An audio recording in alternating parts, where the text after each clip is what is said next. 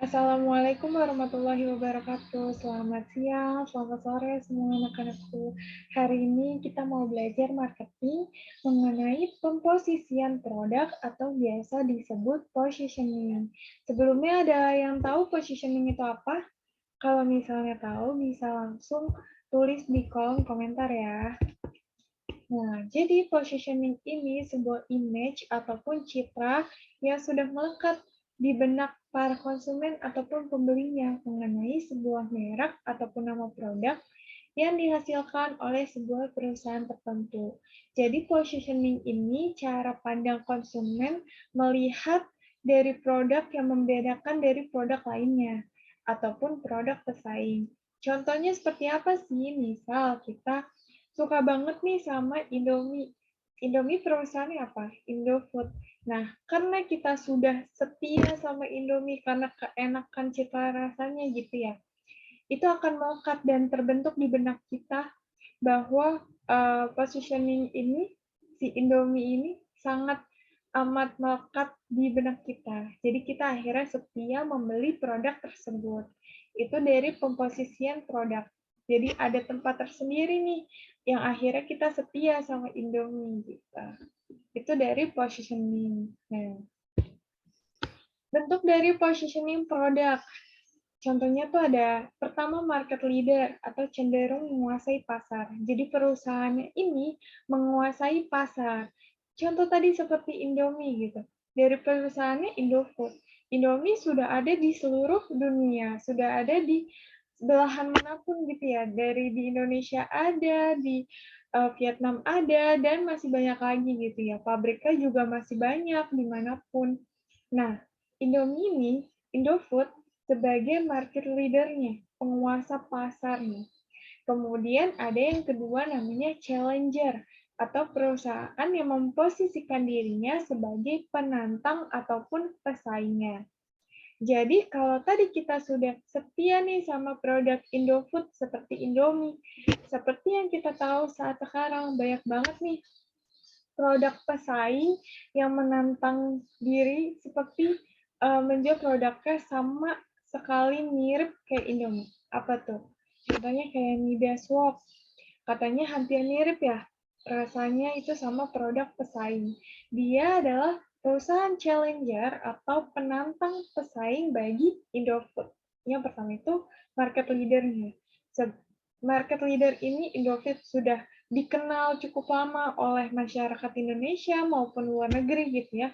Tapi di sini ada yang baru lagi nih, namanya Midasok gitu, sebagai penantangnya. Kemudian ada followernya. Follower ini cenderung mencari aman ataupun selalu mengikuti market leader. Jadi dia itu rasanya itu mempunyai ciri khas sendiri dari harganya, teknologinya, ataupun rasanya itu hampir mirip seperti Indofood gitu.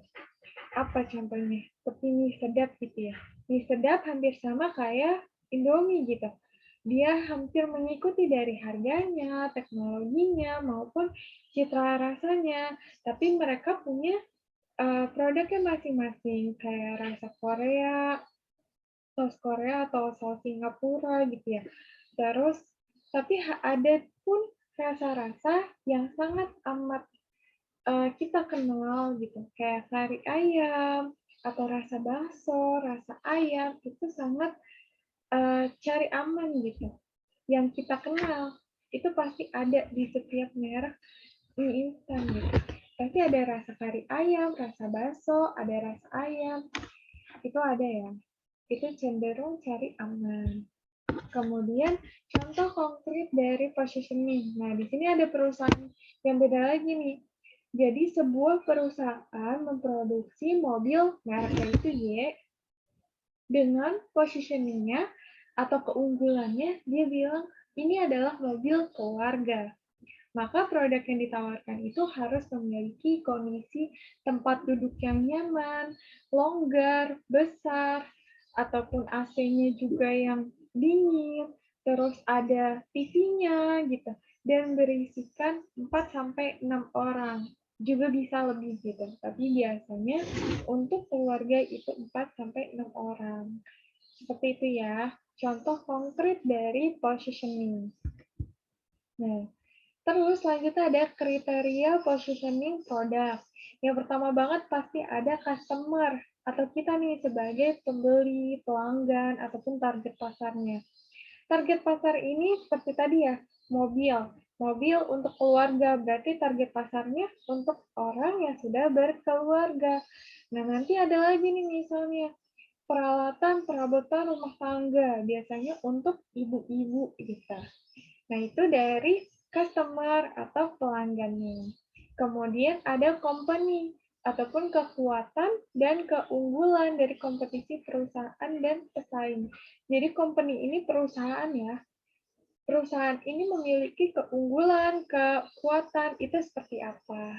Itu dari kriterianya.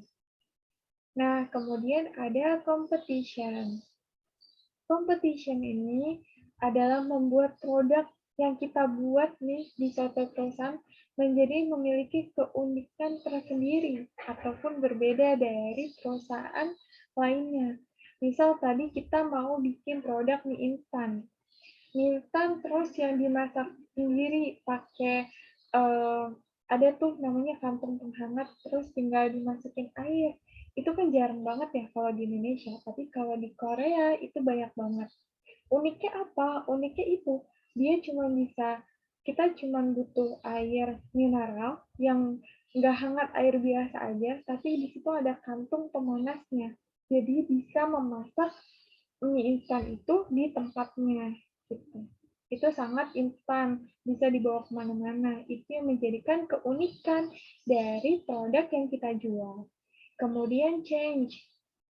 Change ini perubahan dari kajian atau penelitian yang biasanya terjadi di lingkungan bisnis dan usaha. Nah, produk yang biasanya kita jual, kita pasarkan, itu akan berkembang dan berubah seiring zaman. Berdasarkan apa? Berdasarkan penelitian. Penelitian ini seperti apa? Seperti survei, wawancara, ataupun analisis yang ada di lingkungan pada saat kita memasarkan produk kita gitu. Kita mau memasarkan kopi di supermarket. Nah, kopi ini nanti kita akan bilang, ini ada kopi susu, ada kopi yang biasa. Nah, pelanggan akan suka yang mana? Nah, itu berdasarkan dari penelitian yang terjadi di lingkungan bisnis ataupun usaha kita. Itu dari kriteria positioning produk. Kemudian ada product positioning strategi atau strategi dari produk pemosisian produk. Gimana caranya kita memasarkan produk kepada pembeli? Yang pertama itu ada penentuan posisi menurut atribut. Atribut itu seperti apa? Kemarin sudah dijelaskan ya di kelas. Ada ukuran, ada jenisnya, terus variasi barangnya. Nah, itu menunjukkan keunggulan atau keunikan produk yang kita jual dan kita ingin pasarkan kepada orang lain. Itu menurut atribut. Kemudian menurut kebutuhan yang dipenuhi atau manfaat yang diberikan. Produk yang kita pasarkan untuk memenuhi kebutuhan konsumen. Nah, jadi produk yang kita jual itu harus bermanfaat juga untuk konsumen. Supaya apa? Supaya konsumen memakai produk kita terus gitu. Misal, gimana cara kita tahu konsumen membutuhkan apa yang dia butuhkan? Yaitu tadi dengan survei, dengan wawancara. Jadi kita bisa menghasilkan sebuah produk yang akhirnya memenuhi kebutuhan konsumen. Kemudian yang ketiga ada penentuan posisi menurut penggunaan atau penerapannya. Jadi yang ditonjolkan di sini adalah penggunaan dan penerapan. Misal penggunaannya itu ditonjolkan sebagai produknya misalnya untuk dapur gitu, perabotan rumah tangga untuk ibu-ibu. Penggunaannya diterapkannya itu di dapur sebagai alat masak, nanti ada sebagai pembersih ruangan. Nah, itu sebagai penggunaan ataupun penerapannya. Nah, menurut pemakai, Pemakai ini kelompok pemakainya. Tadi hampir sama. Kalau yang tadi alat masak untuk dimasak, untuk masak gitu ya penggunaannya. Kalau ini pemakainya. Untuk siapa? Untuk kelompok ibu-ibu. Nah, itu penentuan posisi produk menurut pemakainya. Nanti ada lagi produk yang untuk para remaja. Misalnya apa? Tas sekolah, kayak gitu. Terus penentuan posisi menurut pesaing. Nah, ini jadi suatu produk harus menonjolkan nama mereknya dan memposisikan produknya lebih tinggi daripada produk pesaingnya ataupun lebih unggul gitu ya. Kita misal mau jual baju, harganya dan kualitasnya harus seimbang dan terjangkau. Supaya apa? Supaya kita bisa lebih unggul nih dari pesaing. Terus, misal kita mau bikin baju, harus stylenya yang modis, karena untuk remaja. Nah, itu adalah suatu keunggulan dan keunikan untuk dibandingkan pesaing ataupun penantang perusahaan penantang lainnya.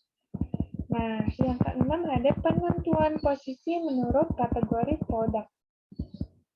Jadi, perusahaan itu dengan cara diposisikannya sebagai pemimpin dalam suatu kategori produk.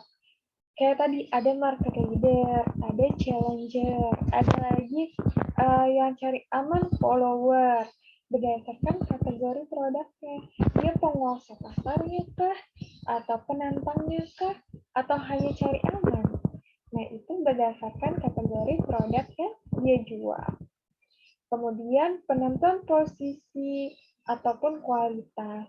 Kalau tadi kita menurut pesaing itu harus mengunggulkan keunikan, nah di sini kita juga mengunggulkan harga yang terjangkau dan kualitas yang terbaik yang kita pasarkan. Jadi nilainya bisa lebih unggul dibandingkan perusahaan yang lainnya. Itu dari strategi pemposisian produk. Nah, sudah selesai. Jika ada pertanyaan, bisa langsung bertanya di kolom komentar, ataupun bisa PC lewat WhatsApp, juga bisa. Jangan lupa untuk di-like sebagai bukti kehadiran kalian. Terima kasih telah menonton video ini. Kurang lebihnya mohon maaf. Wassalamualaikum warahmatullahi wabarakatuh. Sampai jumpa di pelajaran berikutnya.